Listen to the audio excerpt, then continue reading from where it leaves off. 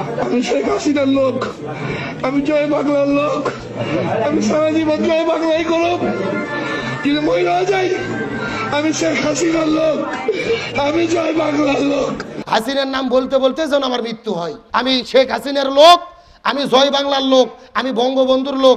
হাসিনার নাম বলতে বলতে যেন আমার মৃত্যু হয়।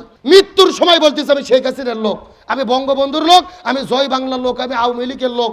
এই শেখ হাসিনার নাম বলতে বলতে যেন মরণ হয়। ফেরেশতারা নিয়ে এত ভাটাম নিয়ে কবরের মধ্যে বসে আছে। রসুল বললেন মৃত্যুর সময় তোমরা কালেমা পড়ো, আর এরা জয় বাংলার হাসিনার নাম বলে মৃত্যুবরণ করতে যাচ্ছে। বাংলাদেশের তো এমনও নেতা আছে, গতকালকে দেখলাম এক নেতা মৃত্যুবরণ করতেছে, অসুস্থ, হসপিটালের বেডে কাতরাচ্ছে আর বলতেছে আমি শেখ হাসিনার লোক, আমি জয় বাংলার লোক, আমি বঙ্গবন্ধুর লোক।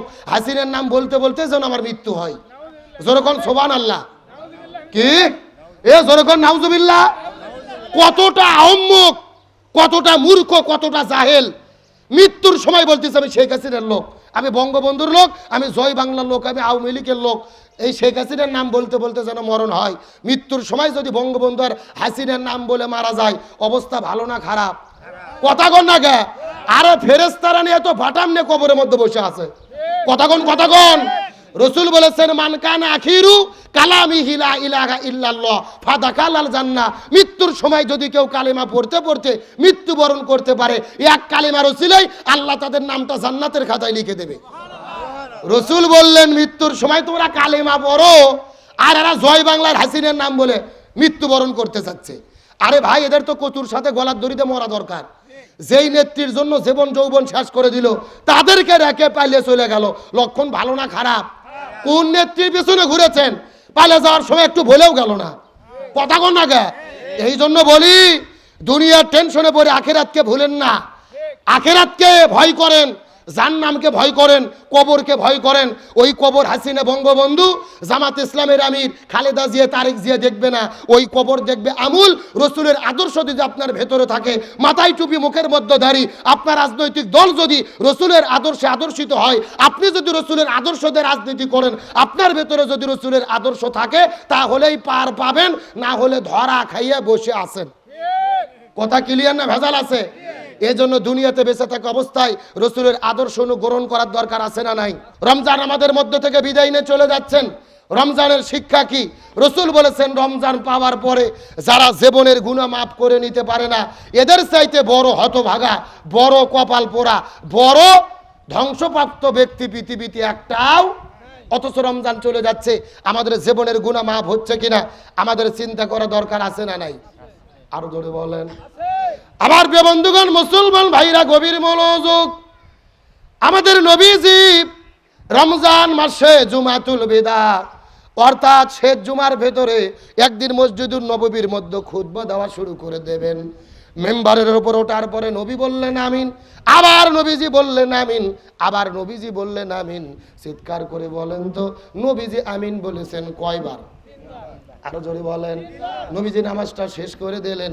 সাহাবীরা জিজ্ঞেস করে বলেন ইয়া রাসূলুল্লাহ, আপনি তো জীবনে বহুদিন হলে এই মদিনার মসজিদুন নববীতে আপনি নামাজের ইমামতিত্ব করেছেন, জীবনে কোনোদিন তো আপনি আমিন আমিন আমিন বলেন নাই, আজকে আপনি কেন তিনবার আমিন আমিন বললেন? তার কারণটা আপনার কাছে জানতে চাই।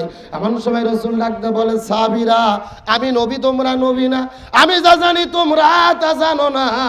আমি যখন মসজিদুন নববীর মেম্বারের মধ্যে দাঁড়ায় যাব, আল্লাহর পক্ষ থেকে জিবরাইল আসার পরে বলে ইয়া রাসূলুল্লাহ, হাসরের ময়দানে আল্লাহ যখন হিসাব শুরু করে দেবে, মানুষের মাথার উপর যখন সূর্য চলে আসবেন, মানুষের মাথার মগজগুলো গলে গলে পড়ে যাবে। সন্তান পিতা মাতার পরিচয় দেবে না, পিতা মাতা তার সন্তানের পরিচয় দেবে না। এই রকম মানুষ যখন বিপদের মধ্যে পড়ে যাবে, আপনি নবী যদি সুপারিশ করেন, আল্লাহ সুপারিশ গ্রহণ করে এই ব্যক্তিদেরকে জান্নাতের মধ্যে ঢুকাবে। কিন্তু আল্লাহ তাআলা সবাইকে জান্নাতে ঢুকাবে না। আপনি নবী যদিও সুপারিশ করেন, তিন প্রকার মানুষদের পক্ষ থেকে আল্লাহ সুপারিশ গ্রহণ করবেন না। তিন প্রকার ব্যক্তিগুলো ধ্বংস হয়ে যাবে, তাদেরকে জাহান্নামের মধ্যে যেতে হবে। কয় প্রকার? আরো জোরে বলেন। এ হরিণগাড়ি মুসলমান, গভীর মনোযোগ লক্ষ্য করুন। সাহাবীরা বড় টেনশনে পড়ে গেলেন। রসুলের কাছে জিজ্ঞেস করে বলেন ইয়া রাসূলুল্লাহ, তিন প্রকার মানুষগুলো ধ্বংস হয়ে যাবে। এই তিন প্রকার মানুষগুলো কারা কারা বলেন তো? রসুল বললেন, এক নম্বর হলো তারা, আমি নবী মুহাম্মদ আমার নাম শোনার পরে আমার উপরে যারা দরুদ পড়ে না, তার মানে মুহাম্মদ যখনই আপনি শুনবেন সঙ্গে সঙ্গে বলতে হবে সাল্লাল্লাহু আলাইহি ওয়াসাল্লাম। নবীর নাম শোনার পরে দরুদ পড়া ওয়াজিব হয়ে যায়। কিন্তু কোন উম্মত যদি মুহাম্মদ নাম শোনার পরে নবীর প্রতি দরুদ না পড়ে, এই ব্যক্তিগুলো ধ্বংস হয়ে যাবে। এদের ব্যাপারে আপনি সুপারিশ করতে পারবেন না, এদের সুপারিশ আল্লাহ গ্রহণ করবেন না। নবী বললেন আমিন, তাই যেন হয়। দুই নম্বর কারা বলেন তো?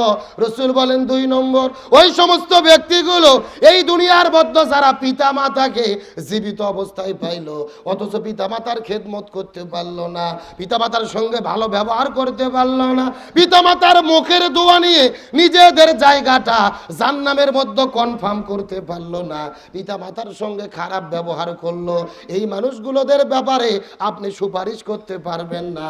এই মানুষগুলো জান্নামের মধ্যে যাবে। রসুল বললেন আমিন, তাই যেন হয়। সাহাবীরা বলে ইয়া রাসূলুল্লাহ, তিন নম্বর কারা বলেন তো? রসুল বলে সাহাবীরা রে, তিন নম্বর হলো তারা যেই ব্যক্তিগুলো রমজান মাসে রোজা পাইলো, রমজান মাসে রোজা পাওয়ার পরে 30টা রোজা রাখার সুযোগ পাইলো, তারাবি পাইলো, সারি পাইলো, তাহাজ্জুদ পড়ার মতো সুযোগ পাইলো, সাদাকাতুল ফিতর দেওয়ার মতো সুযোগ পাইলো, ইফতার করানোর মতো সুযোগ পাইলো, লাইলাতুল কদর তালাশ করার মতো সুযোগ পাইলো, ইতিকাফ করার মতো সুযোগ পাইলো। তার মানে যেই ব্যক্তি রমজান মাসে রোজা পাইলো অথচ জীবনের গুনাহটা মাফ করে নিতে পারলো না, এদের চাইতে বড় হতভাগা, এদের চাইতে বড় কপাল পোড়া, এদের চাইতে বড় দুর্ভাগ্যা এই দুনিয়ার মধ্যে কেউ নাই। এই মানুষগুলো ধ্বংস হয়ে যাবে। নবী যদি সুপারিশ করে সেই সুপারিশও গ্রহণ করা হবে। আমার কথা কি বুঝেছেন? কয় প্রকার লোক হাসরে ধ্বংস হবে? এক নম্বর যারা নবীর নাম শোনার পরে কি পড়ে না, দরুদ পড়ে না। দুই নম্বর যারা পিতামাতার খেদমত করে না। আর তিন নম্বর রোজা পাওয়ার পরে যারা জীবনের গুনাহ মাফ করে নিতে পারে না, এরা বড় হতভাগা, এরা বড় কপাল পোড়া। এখন আপনারা নিজেদের সঙ্গে চিন্তা করেন, 27 দিন পার হয়ে গেল রমজানে, কি ইবাদত করেছি, কি কাম আমরা করেছি, আল্লাহ কি আমাদের জীবনের গুনাহ মাফ করে দিয়েছে? এটা যদি না দেয় আমাদের জীবনের কি হবে, আমাদের সামনে কি হবে? নবী সুপারিশ করেও কোনো কাজ। নবীর সুপারিশ যদি পেতে চাই নবীর প্রতি দরুদ পড়তে হবে, পিতামাতার খেদমত করতে হবে, রমজানের যথাযথ হক আদায় করতে হবে।